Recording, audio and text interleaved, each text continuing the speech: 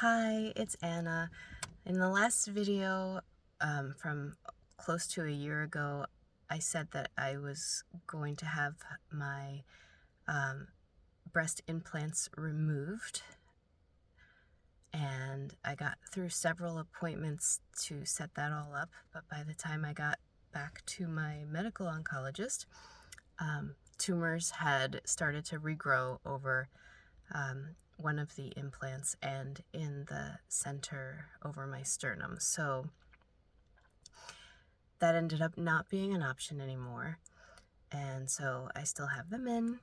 They're really uncomfortable, and it's been like 8 years now, and it hasn't gotten any more comfortable, but it is what it is.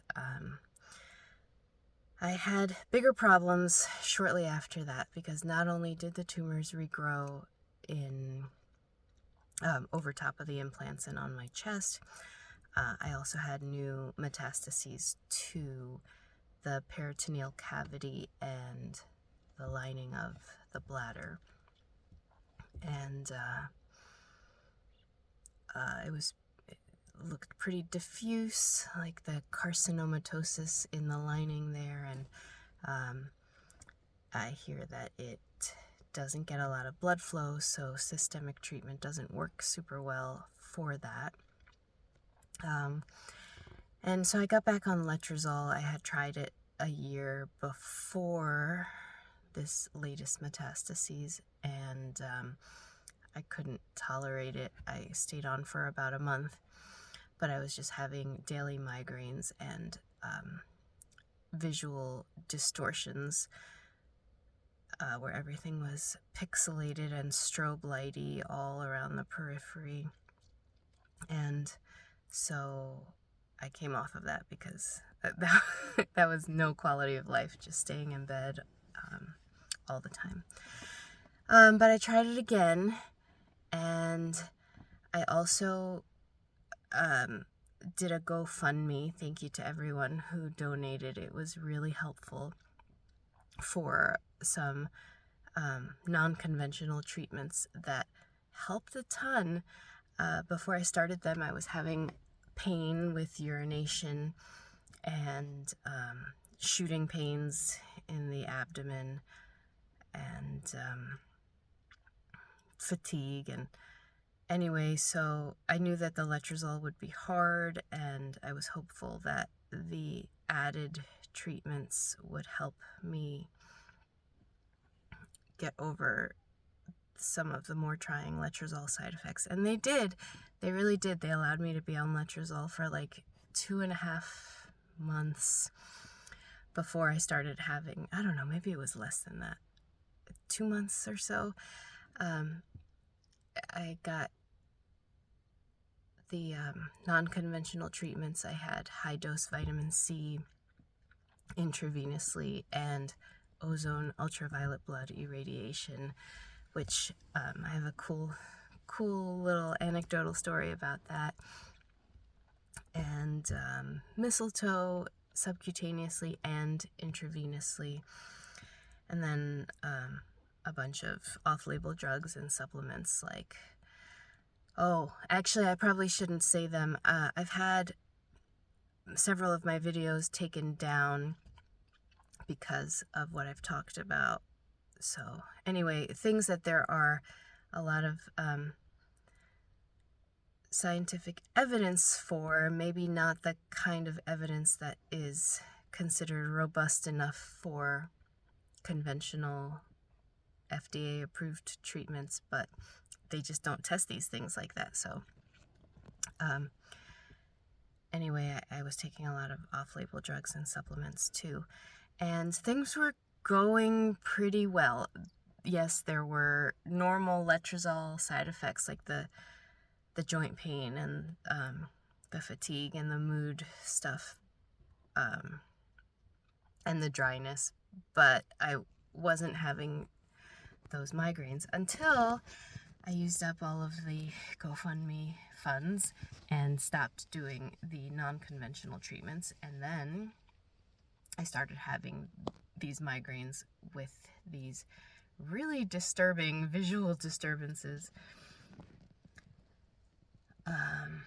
like just like being in a nightmare funhouse with everything around the periphery pixelated and distorted, and like strobe lights, and it was even really uncomfortable to walk to the bathroom with my eyes open. And so I started experimenting with taking days off of letrozole, and it was highly correlated with the letrozole. When I would stop taking the letrozole, the next day I wouldn't have those, and then if I'd start again, then it started again. So 2 weeks ago I decided to stop the letrozole because I just couldn't live like that. I mean, what a waste of a life, just in bed with my eyes closed all day and all night. So that's been an adjustment also, coming off of that. And well, I've been thinking I don't want to do another GoFundMe. These super generous people that did donate to me, and this was only in my my private Facebook page, people that I actually know. I was able to raise $25,000, and that was gone in 8 weeks. And that's just not sustainable. These people are not wealthy. They're just, it's a hardship for them to give. And so I'm looking for a way to generate my own income. And, when I monetized this YouTube channel, before my videos were taken down, I made like $60. Well, first I made like $8 and $11. I think I made $60 was my top in maybe the third month or so, and then they took a bunch of my videos down, and so now I've made $2.80 last month, so woo! But I'm looking into ways to make some income that, there's a lot of challenges because of my health. I can't commit to things. I don't know how I'm going to be feeling, even from 1 hour to the next. So that's tough for making commitments. And I started a newsletter, but okay,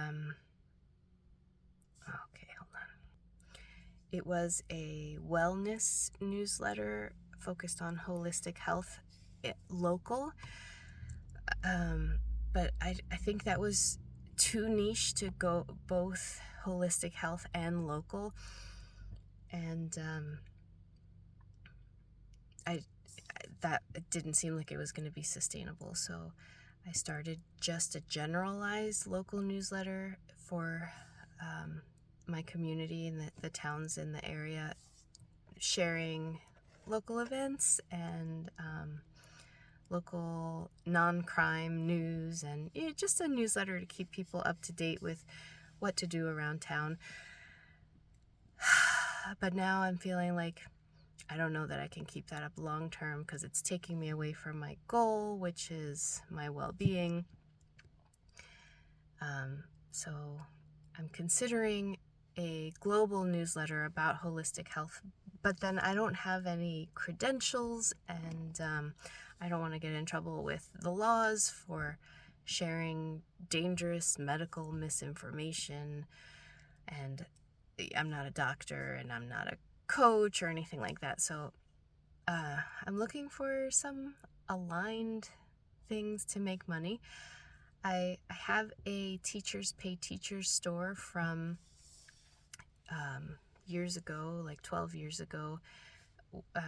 I was a teacher before I went on permanent disability, and I mean that's also slow. I have 100 digital products on there, and I make maybe $60 a month on a good month. So, anyway, I am thinking about starting to talk about my adventures in trying to make some income in a way that fits in with my needs. And maybe that's interesting to you if you also are on a health journey and can't wouldn't be successful working a full-time job or even a part-time job where you're expected to come in at a certain time. So side hustle kind of things. Yeah, so if you have any suggestions, anything that is helping you make some income on the side, I would love to hear it.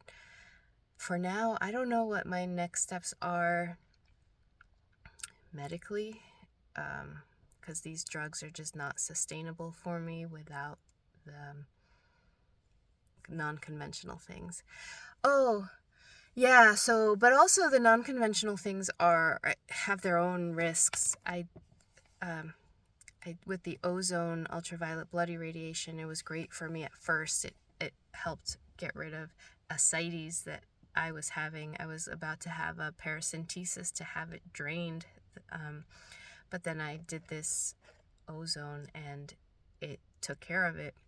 It completely relieved the pressure, and there was no fluid when I went in for the paracentesis. They couldn't do it because there was no fluid there. So that was amazing. Ozone UVBI for the win.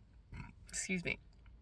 But then I went and had that done again, and I think maybe the problem was that I had it done at the highest dose after not having it for a couple months, and it caused what I thought was blood in my urine. But when I went to the ER, they tested it, and there weren't any red blood cells.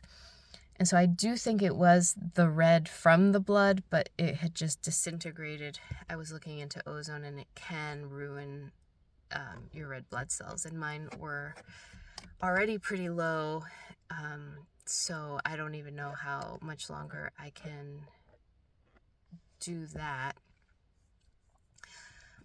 So anyway, yeah, it kind of feels like I'm up against the wall a little bit with what direction to head in next. I've been having kidney pain, likely from all the drugs that I have taken, not illicit drugs. And then the blood in the urine, and I can't tolerate the letrozole, and anything else is going to be even stronger than letrozole. And then the alternative stuff, not only is it expensive, but it also has its impact on the body. So, yeah. And then the stuff in the lining of the bladder that doesn't get good blood flow, and systemic treatments don't work as well to reach in there. Yeah. Anyway, sorry for this video with no editing. Say hi. Let me know you're still watching. I hope you're doing well. Sending you love.